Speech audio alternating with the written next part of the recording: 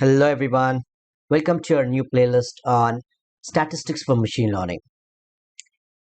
In this playlist, I will be covering up all the topics that we require for analyzing and for creating predictive model in machine learning and of course the data science. So before we start with types of statistics, let me tell you about what is data. The statistical concepts that we'll be applying is of course we'll be applying it on the data. So first we need to understand what exactly the data is. So data in simple terms is the information of something or about something. Like for example, I am having information about the flats in Mumbai. All right, so this is what information I have. For example, BHK, area, location, age, and the price.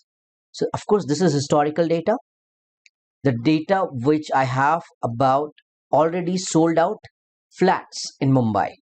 Like you can see it here, the columns and the rows, right? So column, the heading of the column gives you the like what exactly information that is holding, like BHK, and the rows information you can see 1, 2, 2, 3. So from this you can understand for the first row, the BHK is 1, area is 400 square feet, location is Andheri, age is 5, and that flat was sold out at 1 CR. All right, likewise you have the information. So this is what the data is. That's how a data looks like in machine learning. All right, so if you see what you can say, the data is piece of information about something, and mostly it's in 2D form, and we are in core machine learning, we always go with 2D form of data only. And the most simple way to store such data is of course an Excel file or CSV file, right? So generally when dealing with the data in machine learning, we will go with either CSV file or Excel file, though we can have data stored into databases as well. In that case we will get the data from the database directly.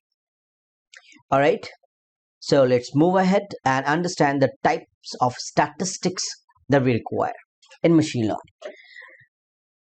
So there are two types that we require, that is descriptive statistics and inferential statistics. So descriptive statistics is more focused on summarizing and describing the main features of a data set. Don't worry, we will understand what are the concepts into it and what exactly this statement means. Let me just tell you about the inferential statistics as well. So inferential statistics focuses on making inferences or predictions about a population based on the sample. So I mean, whatever I've written, I'm just reading it out, and I'll be telling you what are the concept that comes under descriptive statistics. And from this, you will be in a position to understand the actual meaning of it. So when you talk about descriptive statistics, we have something called a central tendency and measure of dispersion.